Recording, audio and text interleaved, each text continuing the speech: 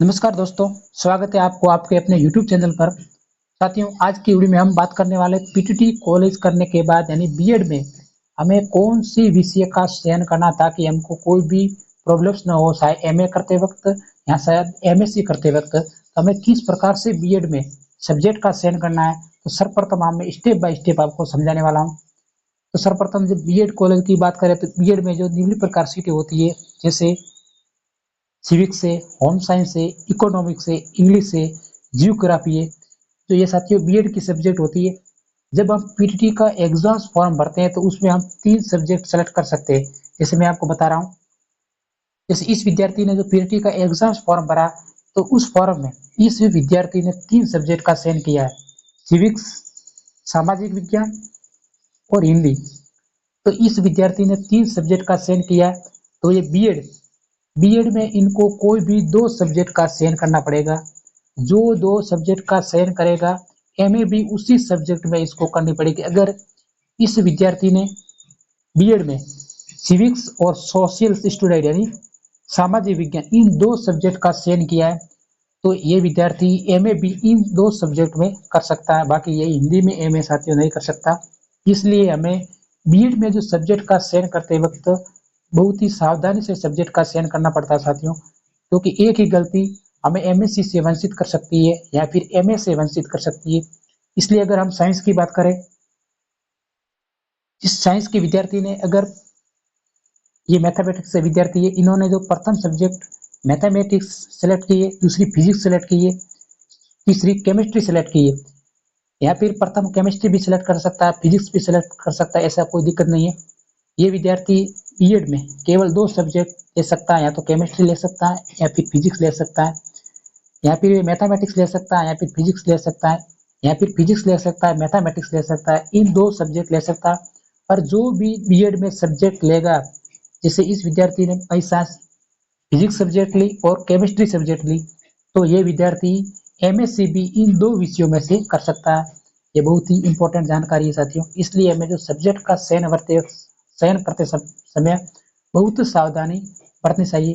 जो सबसे नुकसान तो आर्ट्स के विद्यार्थी का होता है, क्योंकि जो सब्जेक्ट वो चयन करते समय वो ध्यान नहीं देते। जैसे इसमें कई सब्जेक्ट होती है, सिविक्स होती है, होम साइंस होती है, इवन इकोनॉमिक्स है, इंग्लिश है, जियोग्राफी है, हिंदी है, हिस्टोरी है, मैथमेटिक्स है, संस्कृत है, सोशल स्टडीज है, बायोलॉजी है, केमिस्ट्री है, जनरल साइंस, फिजिक्स है। ये सभी जो बीएड की सब्जेक्ट होती है, इन सब्जेक्ट में से जब एग्जाम फॉर्म में तो हम 3 सब्जेक्ट सेलेक्ट कर सकते हैं, लेकिन जब हम पीटीटी का रिजल्ट आएगा, पीटीटी का रिजल्ट आने के बाद जो हम कॉलेज मिल जाने के बाद हम जब कॉलेज में रिपोर्टिंग करने जाते हैं, तब हमें एक फॉर्म भरना पड़ता है। उस फॉर्म में हमको कोई 2 सब्जेक्ट चॉइस करनी होती है। एग्जाम फॉर्म में तो हमने पीटीटी के एग्जाम्स फॉर्म में तो हमने भले ही 3 सब्जेक्ट सेलेक्ट किए, लेकिन बीएड की फॉर्म भरते समय हमें कोई भी 2 सब्जेक्ट का चयन करना होता है। जो हम 2 सब्जेक्ट का चयन करना करते हैं, उसी सब्जेक्ट में हमें एमए या एमएससी कर सकते हैं। इसलिए हमें यह ध्यान रखना जरूरी है। और मैं आपको बता देता हूँ, कुछ विद्यार्थी ऐसे भी होते हैं जो पीटी के एग्जाम्स फॉर्म में भी 2 सब्जेक्ट चयन करते हैं। जैसे इस विद्यार्थी ने पीटी के एग्जाम्स फॉर्म में केवल 2 सब्जेक्ट का चयन किया है, बायोलॉजी और जनरल साइंस। अगर इस विद्यार्थी ने एक कौन सी विषय का चयन नहीं किया, केमिस्ट्री का, ठीक है, इस विद्यार्थी ने बायोलॉजी का चयन किया और जनरल साइंस का चयन किया है, तो ये बीएड में भी इस विद्यार्थी को बायोलॉजी और जनरल साइंस बीएड के ऑप्शन में जब ये फॉर्म भरेगा बीएड का, तो उसमें ये बायोलॉजी और जनरल साइंस ही ऑप्शन भरना, इसको केमिस्ट्री का ऑप्शन नहीं भरना है साथियों। और इसका जो एमएससी, ये विद्यार्थी एमएससी बायोलॉजी में कर सकता है या फिर जनरल साइंस में। बायोलॉजी में साथियों बॉटनी भी आती है, जूलॉजी भी आती है, ठीक है, ये हमें ध्यान रखना है। अब दूसरा उदाहरण मैं दिखा देता हूँ आपको। जैसे ये सामाजिक विज्ञान, हिंदी और हिस्टोरी, ये आर्ट्स का विद्यार्थी है। इस आर्ट्स के विद्यार्थी को बीएड में कोई भी 2 सब्जेक्ट का चयन करना है, जैसे हिंदी है और हिस्टोरी है, कोई भी 2, या फिर सोशल यानी सामाजिक विज्ञान और हिंदी का चयन कर सकता है।